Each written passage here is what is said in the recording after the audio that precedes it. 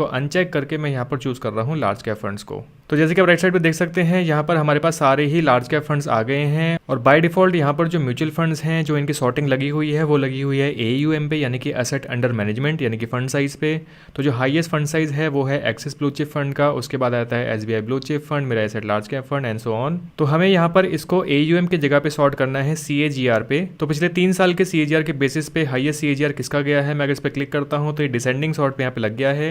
तो जो highest CAGR गया है वो गया है IDBI India top 100 equity fund का, जो कि है 17% का। उसके बाद Canara Robeco, Baroda BNP, Kotak blue chip and so on. तो अच्छी बात यह है कि टिकर टेप के अंदर हम यहाँ पर AUM पर अगर आते हैं तो AUM पे आप यहाँ पर सिंपली चूज कर सकते हैं कि आपको मिनिमम AUM कितना चाहिए। तो मैं इसको यहाँ पे बढ़ा के कर देता हूँ कि मुझे 2000 के आसपास का AUM चाहिए, उससे ऊपर का AUM चाहिए, और हाईएस्ट AUM कितना भी जा सकता है। तो जैसे ही मैंने यहाँ पर AUM का फिल्टर लगाया, आप देख सकते हैं कि यहाँ पर मेरे पास खाली 13 लार्ज कैप म्यूचुअल फंड्स आ गए हैं जिनका AUM एक्चुअली में 2000 करोड़ से ऊपर का है। तो एक तरह से जो लोएस्ट AUM हमारे पास यहाँ पे देखने को मिल रहा है वो मिल रहा है DSP टॉप 100 इक्विटी फंड का, जिसका AUM है 2651 करोड़ का। तो शॉर्टलिस्ट करना बहुत ही ज्यादा आसान हो गया। और जैसे कि हमने यहाँ पे सॉर्टिंग लगाई हुई थी, वो लगाई हुई थी CAGR 3 ईयर्स पे। तो मैं यहाँ पर सिर्फ 3 ईयर्स के CAGR के बेसिस पे यहाँ पर म्यूचुअल फंड्स को सॉर्ट या शॉर्टलिस्ट नहीं करना चाहता। मैं चाहता हूँ एटलीस्ट 5 ईयर्स का CAGR। तो अगर मैं यहाँ पर ऐड फिल्टर में जाता हूँ और मैं जाता हूँ रिटर्न्स CAGR, और CAGR में हम आ जाते हैं CAGR 5 ईयर्स पे। मैं इसको जैसे ही चेक करूंगा तो यहाँ पर हमारे पास एक कॉलम आ जाएगा CAGR 5 ईयर्स का।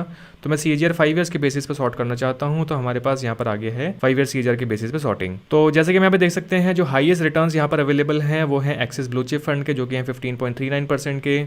फिर आते हैं कैनरा रोबैको, उसके बाद आता है मेरा एसेट, और फिर आता है ICICI prudential blue chip fund का। तो एक तरह से टॉप 4 या टॉप 5 म्यूचुअल फंड्स हमारे पास यहाँ पर आ गए हैं। और अगर आप बाकी फंड्स को यहाँ से हटाना चाहते हैं तो मैं यहाँ पर आप देख सकते हैं कि CAGR 5 ईयर्स पे अगर मैं यहाँ पे क्लिक करता हूँ तो मैं चाहता हूँ कि मुझे कम से कम CAGR जो चाहिए वो चाहिए 13% का। तो मैं इसको बढ़ा के यहाँ पे कर देता हूँ लेट्स से 12.82। तो अगेन यहाँ पर फिर से फिल्टरिंग हो गया, हमारे पास जो म्यूचुअल फंड्स रह गए हैं वो रह गए हैं खाली 6 म्यूचुअल फंड्स। और जैसे कि टॉप 4 म्यूचुअल फंड्स में हम देख ही सकते हैं कि जो लोएस्ट CAGR 5 ईयर आ रहा है वो आ रहा है 13.12 का। तो मैं यहाँ पर सीधे सीधे आके 13 ही टाइप कर देता हूँ। तो मैं अगर 13 टाइप करके एंटर प्रेस करता हूँ तो हमारे पास यहाँ पे टॉप 4 म्यूचुअल फंड्स आ जाते हैं। लोएस्ट रिटर्न हमारे पास 13.12 के हैं। उसके अलावा और भी कुछ फील्ड्स हैं जो मैं यहाँ पर ऐड करना चाहता हूँ। तो मैं यहाँ पर ऐड करता हूँ 3 years average annual rolling returns. उसके अलावा हमें यहाँ पर और भी कुछ चीज़ें चाहिए, जैसे कि हम रिस्क अगर देखें तो रिस्क में वॉलेटिलिटी मैं यहाँ पर चूज़ कर लेता हूँ। और भी कुछ अगर हमें चाहिए यहाँ पे पोर्टफोलियो कंपोजिशन, तो मैं यहाँ पर पोर्टफोलियो कंपोजिशन के अंदर इक्विटी होल्डिंग्स,